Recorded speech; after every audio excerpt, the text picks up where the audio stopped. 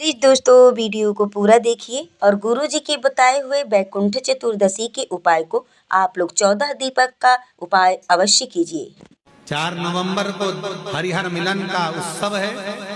शाम को 6 बजे बाबा का हरिहर मिलन होता है।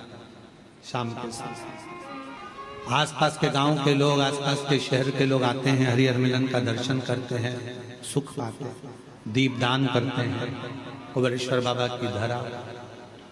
और ये आज से नहीं, कई वर्षों से नियम से चला आ रहा है, कई वर्षों से पुराना चल।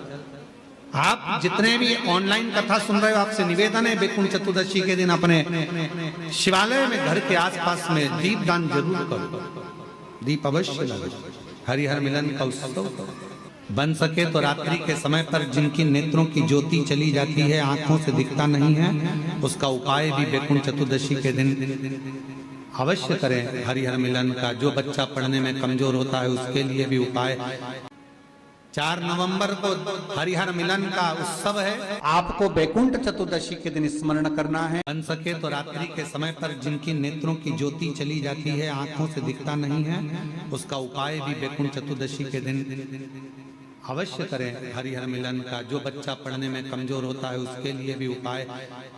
केवल एक दिन वैकुंठ चतुर्दशी का ऐसा होता है जिस दिन शालिग्राम भगवान को रात्रि के समय पर, हरिहर मिलन के समय पर भगवान शिव जी को तुलसा चढ़ती है और भगवान शालिग्राम भगवान को बेलपत्र चढ़ती है, और वो तुलसा और बेलपत्र को शहद की शीशी में भर कर रखा जाता है।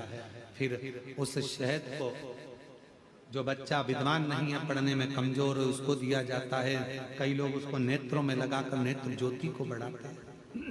बड़ी महत्व है। जो मंत्र आपको वैकुंठ चतुर्दशी के दिन स्मरण करना है, उस मंत्र को एक बार फिर हमारे साथ में बोले। ओम हीम ओम हरिणाक्षाय नमः शिवाय। ओम हीम ओम हरिणाक्षाय नमः शिवाय। इस मंत्र का स्मरण जीवन का सुख देगा। जिनको ज्यादा रोग हो, बीमारी हो, तकलीफ हो, कोई व्यक्ति वेंटिलेटर पर पड़ा हुआ है, ऑक्सीजन लग रही है, उसके लिए भी 1 लोटा पानी, उसमें दूध मिलाकर 5 बेलपत्र रखकर आप वैकुंठ चतुर्दशी के दिन उसके नाम का पानी आप हरि और हर को समर्पित कर सकते हैं। अगर मंदिर बंद मिले तो पीपल के पेड़ के नीचे आप चढ़ा सकते हैं। उससे 3 या 4 दिन में आराम लगना प्रारंभ हो जाएगा। पर मंत्र का स्मरण यही करें, ओम हीम ओम हरिणाक्षाय नमः शिवाय। इस मंत्र को जपें जो स्कंद पुराण का मूल मंत्र कहा गया है, उसका स्मरण करेंगे रोग बीमारी आदि को मिटाने के लिए। वैकुंठ चतुर्दशी के दिन भगवान नारायण भगवान शंकर से मिलने के लिए काशी गए थे। काशी कैसे पधारे? तो भगवान विष्णु बोले काशी आने का कारण केवल इतना है कि वैकुंठ में मन नहीं लग रहा था, तो सोचा मेरे भोलेनाथ जी से मिल आऊं।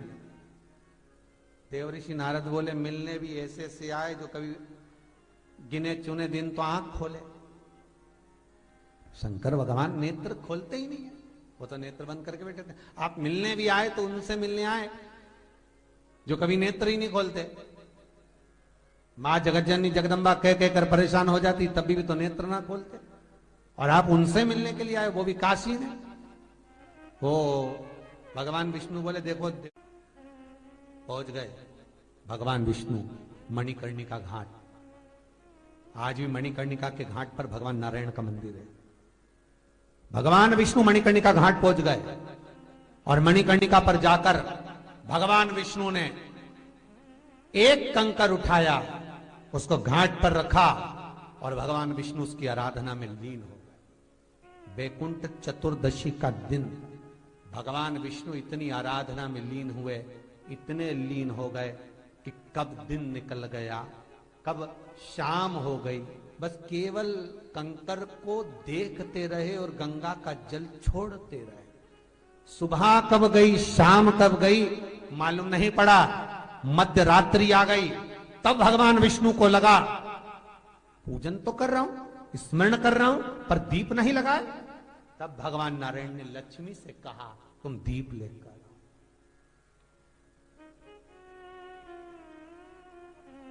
लक्ष्मी थाल लगाकर 14 दीप लगाकर शिव के सम्मुख लेकर आई महाराज, शिव के। इसलिए आज भी वैकुंठ चतुर्दशी के दिन सुबह और शाम के दीपदान का महत्व नहीं है। कब का है? मध्यरात्रि, मध्यरात्रि के दीपदान का महत्व। और मध्यरात्रि के समय, मध्यरात्रि के अनुकूल में मां जब भगवान भूल गए तब लक्ष्मी जी दीप लेकर आई, प्रज्वलित किया। भगवान शंकर वहीं पर सम्मुख प्रकट हो गए। तब जैसे देवऋषि नारद ने कहा था कि कंकर में शंकर है, भगवान विष्णु ने देवऋषि नारद को हृदय से लगाया था। तब भगवान नारायण के सामने शिव प्रसन्न होकर भगवान नारायण को गले से लगाते हैं। इसको हमारे हिंदू धर्म में हरिहर मिलन कहते हैं। इसलिए वैकुंठ चतुर्दशी के दिन हरिहर मिलन हुआ, हरिहर मिलन वैकुंठ चतुर्दशी। महाराज निवेदन करूंगा, जिसकी किडनी गड़बड़ हो गई हो, जिसका लीवर गड़बड़ हो गया हो, जिसको डायलिसिस चल रहा हो और छूट नहीं रहा हो, वैकुंठ चतुर्दशी के दिन नदी के घाट पर, नदी, तालाब, सरोवर, कुआं, बावड़ी जो हो, उसके तट पर 14 दीप लगाकर, पीपल के पत्ते पर शहद डालकर और उसमें एक काली मिर्ची शंकर जी का नाम डालकर बोलकर उसमें चढ़ा दें।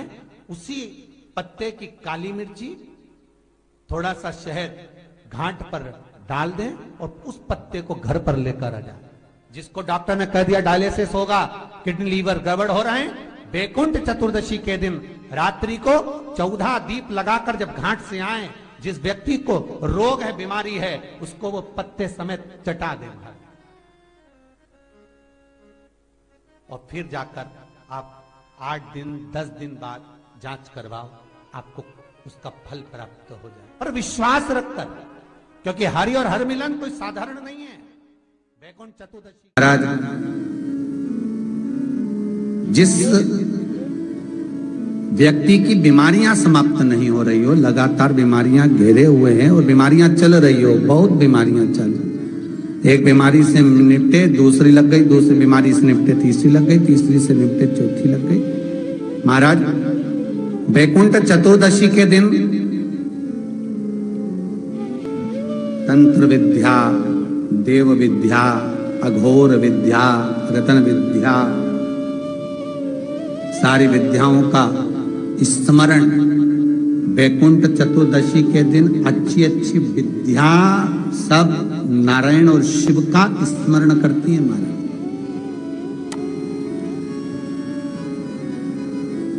भगवान विष्णु और भगवान शंकर का स्मरण, अच्छी अच्छी विद्या।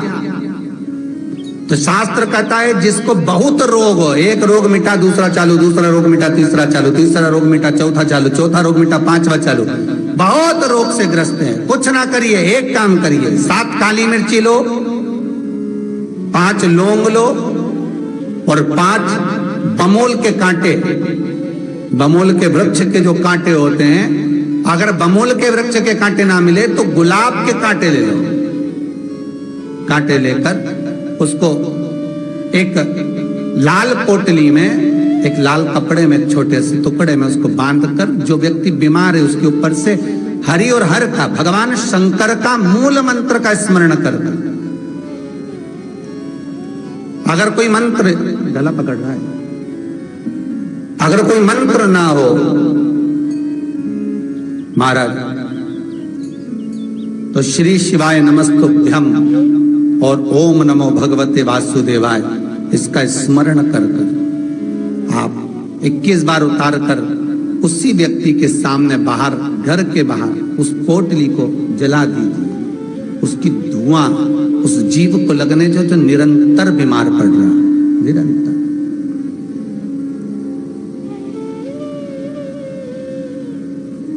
बीमारियां धीरे धीरे छूटने लगेंगी महाराज।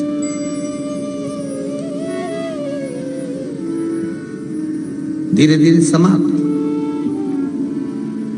जिसको श्वास से जुड़ी हुई प्रॉब्लम रहती है, दमे से जुड़ी हुई प्रॉब्लम रहती है, श्वास की बीमारी रहती है, या महाराज दिन रात खांसी चल रही हो, श्वास से जुड़ी हुई परेशानी चल रही हो, उसके लिए निवेदन है 7 लौंग पीपल के पत्ते पर रख लीजिए और घर के बाहर 5 दिए घी के लगा दीजिए।